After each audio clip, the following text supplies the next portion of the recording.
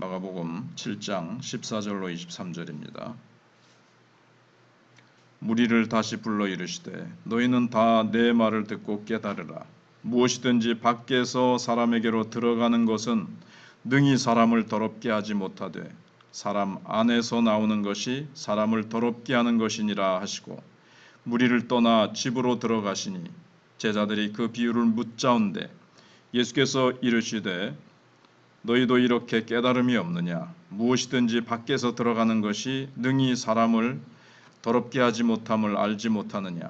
이는 마음으로 들어가지 아니하고 배로 들어가 뒤로 나감이라.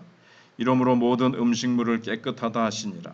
또 이르시되 사람에게서 나오는 그것이 사람을 더럽게 하느니라. 속에서 곧 사람의 마음에서 나오는 것은 악한 생각, 곧 음란과 도둑질과 살인과 간음과 탐욕과 악독과 속임과 음탐과 질투와 비방과 교만과 우매함이니 이 모든 악한 것이 다 속에서 나와서 사람을 더럽게 하느니라. 아멘. 며칠 동안 생각해본 이 유대교에서는 사람이 밖에 나갔다가 집으로 들어왔을 때 손과 이 머리, 몸 이런 데를 이제 좀 씻으라고 한 것은 사람은 얼마든지 죄에 접촉할 수 있다는 것이었습니다. 이 세상에 나갔을 때 많은 죄가 있고 우리가 보고 듣는 모든 것이 죄에 노출되어 있는 게 사실입니다. 그리고 이런 것들이 얼마든지 우리의 영혼을 더럽게 할 수 있습니다. 그래서 언제나 이런 것들에 오염되지 않도록 주의해야 되고 이런 식으로 우리가 이제 밖에 나가서 더럽혀진 영혼을 언제나 깨끗하게 해야 된다는 것. 이건 이제 옳은 일입니다. 그런데 유대인들이 착각했고 잘못 알고 있었던 것은 죄가 과연 어디에 있느냐 하는 겁니다. 유대인들은 세상에 나가면 죄인들이 많이 돌아다니는데 그들이 만지고 간 물건, 그들이 다녀간 장소에 접촉하면 죄가 전염된다고 생각을 했습니다. 그런데 예수님은 여기서 죄가 정말 어디에 있느냐, 어떤 죄인들이 접촉한 물건, 죄인들이 다녀간 장소, 그들의 옷 이런 데 접촉하면 전염되는 것이 아니다. 죄는 어떻게 전염되느냐? 주님께서는 명쾌하고도 분명하게 말씀하셨습니다. 우리가 이 구절을 많이 읽어서 알고 있지만 죄는 인간의 마음에 있다. 주님은 그렇게 이제 말씀을 하셨습니다. 모든 인간의 마음에는 이미 죄가 있는 겁니다. 그래서 인간이 서로 접촉함으로 죄가 전염된다는 것은 옳은 말이기도 하고 또 유대인처럼 생각하면 또 잘못된 거죠.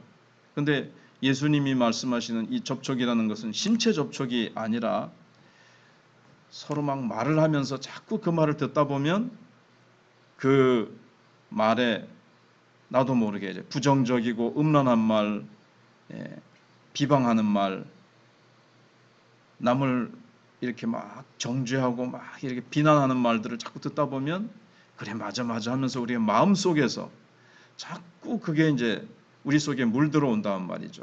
자기도 모르게 어떤 행동을 자꾸 보다 보면 모방하게 된다거나 자주 접촉하면 이제 처음에는 아이고 이거 저런 말 하면 안 되는데 저런 행동하면 안 되는데 하다가도 자꾸 듣다 보니까 이제 무감각해지거든요. 그래서 죄가 전염되는 겁니다.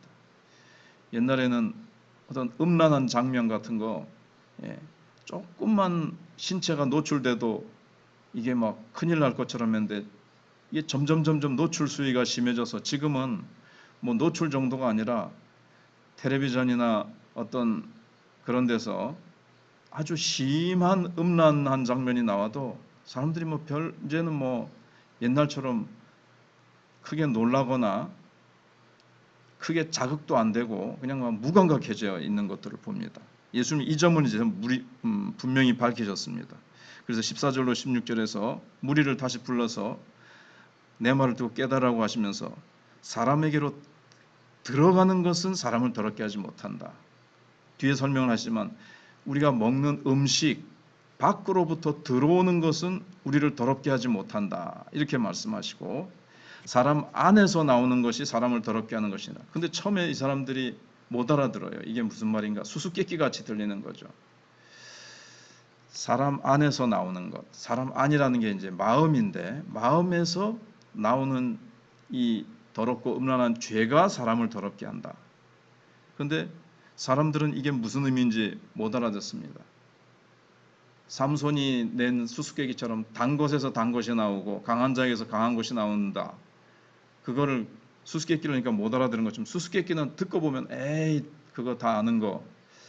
그렇지만 들을 때는 이게 뭐지? 이게 이제 수수께끼거든요.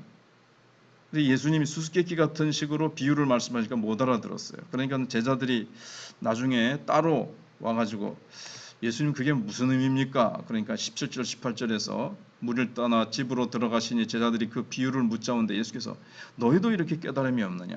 무엇이든지 밖에서 들어가는 것이 사람을 더럽게 하지 못함을 알지 못하느냐? 그렇게 이제 제자들에게 따로 풀어서 설명을 해주십니다. 참 제자들이 지혜가 없고 깨닫지 못한다는 거죠. 우리도 하나님 말씀 들으면서 깨닫지 못할 때가 얼마나 많은지 모릅니다. 그래서 사람에게 들어가는 것이 더럽게 하지 못한다. 음식이라는 생각을 제자들이 못한 거예요. 음식은 먹고 그냥 뒤로 배설해버리면 끝입니다. 그것이 사람의 인격이나 어떤 사람의 영혼을 더럽게 하는 것은 아니라는 거죠. 그래서 너무 쉬운 말인데 이거를 알아듣지를 못합니다. 근데 간단한 말이니까 유치한 것 같지만 예수님이 유치한 말씀을 하시겠습니까? 18절 19절에서 밖에서 들어가는 것이 더럽게 하지 못하고 이는 마음으로 들어가지 아니한다. 음식을 아무리 많이 먹어도 그게 영혼과 마음으로 들어가는 건 아니죠. 육체로 영양분을 공급하는 거죠. 배로 들어가 뒤로 나갑니다. 그냥 배설하고 맙니다. 그래서 모든 음식물은 깨끗하다 그랬습니다. 그래서 음식이 인격과 영혼을 더럽게 하지 못하고 그 다음에 인격을 더럽혀지는 것과는 상관이 없다. 그래서 유대인들이 손을 씻고 뭐 겉을 자꾸 씻지만 우리가 찬송도 뭐 이렇게 불렀습니다만은 이건 이제 안타까운 마음으로 아무리 이 세상 어떤 것으로도 인간의 그 더럽혀진 죄를 깨끗게 할 수 없다는 것 때문에 오직 십자가 보혈만이 우리를 깨끗하게 할 수 있다는 것을 이제 그렇게 이제 막 인간적으로 표현한 건데 손을 씻고 막 이렇게 하는 것은 오히려 인간을 더 속박하게 만듭니다. 깨끗하게 하고 죄에서 자유하게 해주는 것이 아니라 아이고 또 이게 내가 이만큼 씻었는데 죄가 다 씻어졌을까? 그러니까 막 더 빡빡 씻는 거죠. 손만 씻다가 나중에는 이렇게 팔뚝까지 막 씻고 더 막 씻으면 씻을수록 더 이 강박관념에 젖어가지고 더 그냥 이렇게 속박되고 억압이 됩니다. 죄에. 근데 예수님께서 진짜 부패한 것, 죄의 위치가 어디 있느냐? 정말 진정한 죄의 위치는 사람의 마음이다. 이렇게 말씀을 하십니다. 간단한 말이고 우리가 알고 있는 말이지만 이 죄가 사람의 말과 행동과 표정을 통해서 다른 사람들에게 전달되고 다른 사람에게 상처를 주고 또 심하게는 파괴시키기도 한다는 거죠. 다른 사람의 영혼과 마음을 썩게 만든다는 거죠. 죄악된 사람이 마음속에 가지고 그걸 말과 행동으로 막 자꾸 배출시킴으로 말미암아 다른 사람들의 영혼과 마음을 파괴시키기도 하고 이제 마비시키기도 합니다. 그래서 20절로 23절에서 속에서 마음에서 나오는 것인데 악한 생각, 음란, 도둑질, 살인, 간음, 탐욕, 악독, 속임 쭉 나오는데 이게 10계명에 있는 것들입니다. 그걸 더 10계명은 간단하지만 그 가령 뭐 살인하지 말라, 간음하지 말라, 도둑질하지 말라는 것 속에 들어있는 더 구체적인 요소들을 예수님이 구체적으로 말씀을 하고 계십니다. 인간의 마음은 다 부패했고 죄의 덩어리다. 인간의 마음속에 들어있는 것이 이거다 하면서 쭉 얘기를 하십니다. 정말 그렇습니다. 그래서 예수님이 이 땅에 다녀가신 겁니다. 십자가 위에서 이 죄를 처리하지 않고는 씻는다고 되는 것도 아니고 불로 태운다고 되는 것도 아니고 이 세상 어떤 것으로 수도원에 들어가고 절에 들어가서 수양을 한다고 죄가 없어지지 않는데 사람들이 그걸 모릅니다. 왜냐하면 이미 수도원으로 들어가고 산속으로 들어갈 때 마음속에 죄가 있는 거지, 물론 세상에 죄가 있죠. 근데 세상에 있지만 세상에 있는 사람들의 마음에 있거든요. 이미 자신들 속에 죄가 있어요. 죄를 안고 산에 들어가고 수도원에 들어가서 수양을 한다고 없어질 것 같으면 예수님이 오실 필요도 없겠죠. 수양 다 하면 되니까. 근데 이미 들어와 있는 이 죄, 그리고 그 죄는 이제 없앨 수가 없는데 어떡할 겁니까? 수도원에 들어가고 산속에 들어가도 이게 생각 속에서 마음 속에서 이 죄가 더 커질 수도 있고, 그래서 예수님께서 십계명의 죄를 더 실제적으로 말씀을 하셨는데, 이 악독과 광패, 전에 성경에 보면 이 사람을 죽이고 싶은 이 충동, 그래서 악독이 자꾸 사람을 한쪽으로 몰고 가서 요즘은 얼마나 참 묻지마 살인, 뭐 길거리에서도 어디에서도 뭐 백화점 같은 데서도 갑자기 막 칼을 들고 주변에 있는 사람들을 막 죽입니다. 광기를 부리죠. 멀쩡한 사람인 것 같았다가 갑자기 그냥 눈이 뒤집히고 미친 사람처럼 막 이렇게 날뛰게 되는데 완전히 딴 사람이 돼버리는 겁니다. 왜 그렇습니까? 마음속 깊은 곳에 이게 잠재해 있다가 어느 순간 이게 탁 튀쳐나오는 겁니다. 용수철처럼 꽉 눌려지고 있다가 탁 튀어오를 때 더 강하게 그냥 막 안에서 이 미친 듯한 광기가, 폭력적인 것과 이 광패적인 것들이 이제 막 튀어나오는 거죠. 그럴 때 이제 막 사람을 막 죽일 듯이 달려드는 그런 게 다 마음속에 있다는 겁니다. 간음하지 말라는 것도 음란, 음탕, 전에 보면 흙이는 눈, 이런 것들이 있습니다. 끊임없이 마음속에 사람들은 음란한 것을 계속, 특히 성령이 안 계시면 끊임없이 음란과 간음이 속에서 솟구치는데 제어할 능력이 없죠. 성령이 안 계시니까. 요즘 그 유튜브에 나오는 마약하고 동성애하고 이런 것들이 뭐 예수님 오시기 직전이라서 도를 넘어도 지금 너무 심하게 지금 넘어 있습니다.